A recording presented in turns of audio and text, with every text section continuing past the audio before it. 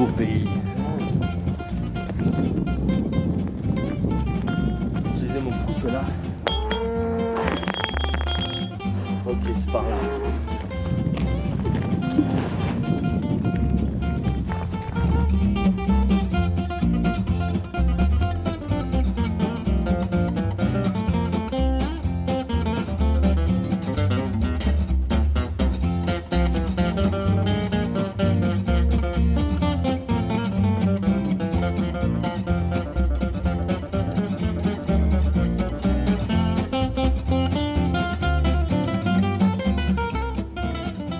Je partais avec des interrogations qui sont encore plus profondes. Je partais avec quelques certitudes qui sont plus des certitudes.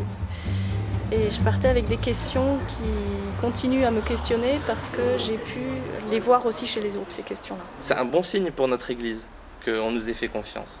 Comme c'est un bon signe qu'il y ait des jeunes qui soient rassemblés pour essayer de faire quelque chose dans l'Église, d'apporter leur vision, de recevoir la vision des autres.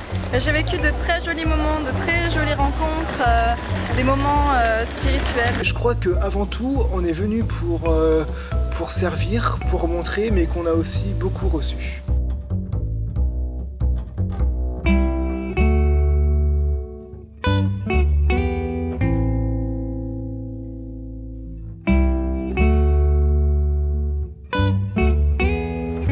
On a fait de belles expériences réussies, on a fait de belles expériences ratées aussi. Et ça c'est fantastique parce que nous-mêmes qui les avons faites, ces expériences, et les personnes qui les ont reçues, eh ben, on peut grandir et cheminer avec ça.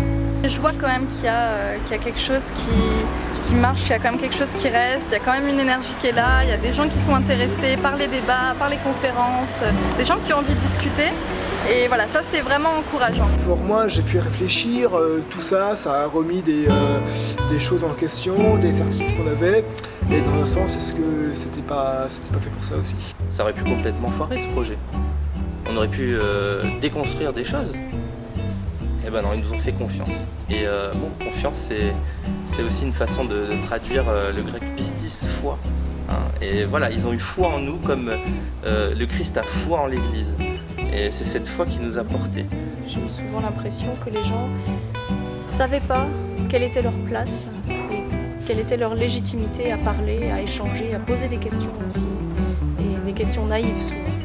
On n'a plus forcément la naïveté de poser des questions de base.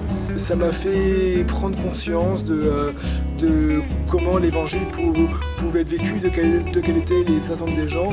Et c'est un vrai travail qu'on aura à faire. Alors la rencontre qu'on a pu avoir avec les pasteurs était très, très bouleversante en fait. On a pu entendre là des choses sur leur ministère qu'on n'entend pas forcément ailleurs.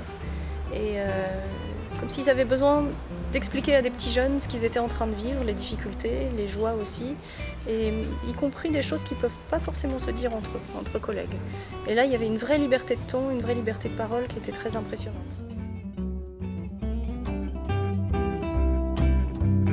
Pasteur, why not?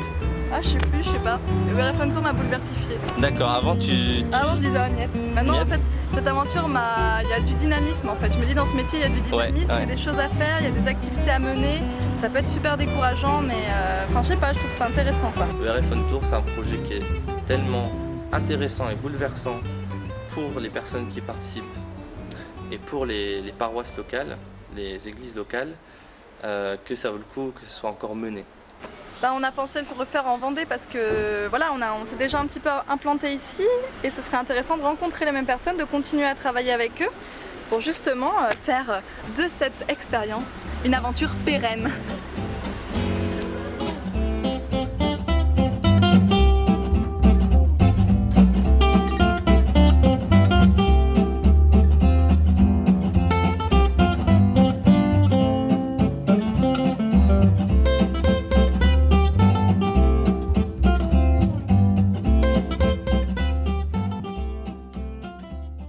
Dernière fois et sinon on arrête.